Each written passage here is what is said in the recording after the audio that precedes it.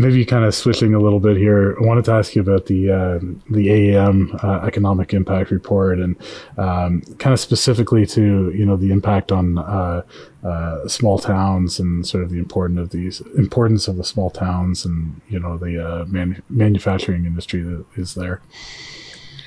Yeah, so that question kind of for me evokes a couple different directions that you can go in. We represent the off-road equipment manufacturers, so we also are in the agriculture space. So you can see some of the different equipment behind my head here. So I see the combine.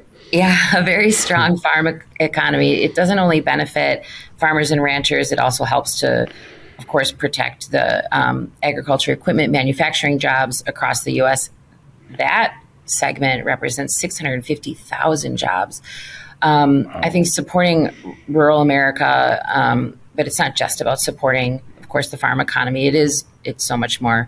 What I encountered during, again, COVID, and I hate bringing that up, right? But so I live fairly close to the city, and we had internet problems, right? And all I kept hearing from my friends who are in rural areas, I have a college roommate, she and her husband have a farm, and she's a teacher, and she said, the connectivity is so bad. It's just so terrible. So when we talk about, the farm communities and this economic impact report and what could happen if we're not supporting these small communities, whether with a thriving, manufacturing business or the basic utilities needed, we're going to see these companies or these towns just kind of get smaller and smaller, and that's going to have a huge impact on us, right? So you're growing the food in one place, but you want the food to end up over here. Well, how are you going to get that food from one spot to another? You need strong roads. You need these equipment manufacturers based throughout, not just big cities and other areas. We've got to draw from a workforce from a number of different places.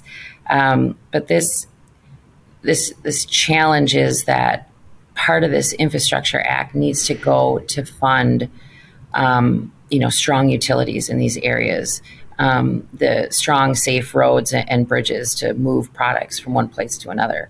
We're just, it's funny that you say people are leaving the small towns but they're leaving the big towns too. So where's everyone going? If some are leaving small towns and some are leaving big towns, we've got to figure out where this disconnect is. I don't know.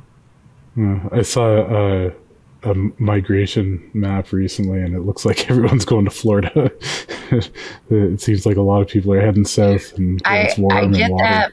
I get that. Well, except they just got a foot of rain in like a minute, there. So I get it as far as the weather. I would wonder if that's still the case with all that's going on. I'm not going to get political, but with all the politics that are going on, it'd be interesting to see how that map shakes out in a year or two. Right. Do you think that investment in infrastructure in small towns is overlooked? I do at times, yes. When you're talking about where the big tax dollars are coming from to fund different things, right? And who's got the loudest voice or whatever it is. But I do know our equipment manufacturers are standing up and representing the needs that they have in these smaller towns. I think, being being able to enhance the rural broadband would be a huge benefit. And part of this act could go towards funding that. So you can live anywhere. I know Milwaukee is not a small town, but people, why do you live there? I said, I can live here and I can get anywhere else I need to. I can connect with anyone I want to. You could live in any small town basically now and work almost anywhere or get anywhere. But we need to keep supporting the services for those small, those public utilities. Like I said, the rural broadband is a huge part of it. And then make the connectivity easier.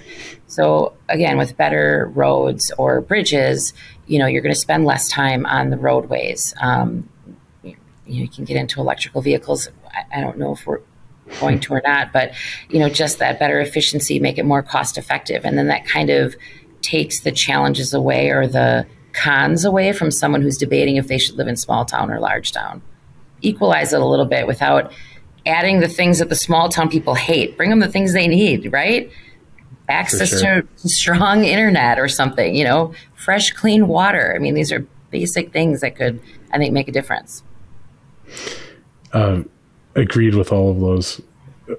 Funny how clean water and strong internet are right beside each other in that conversation.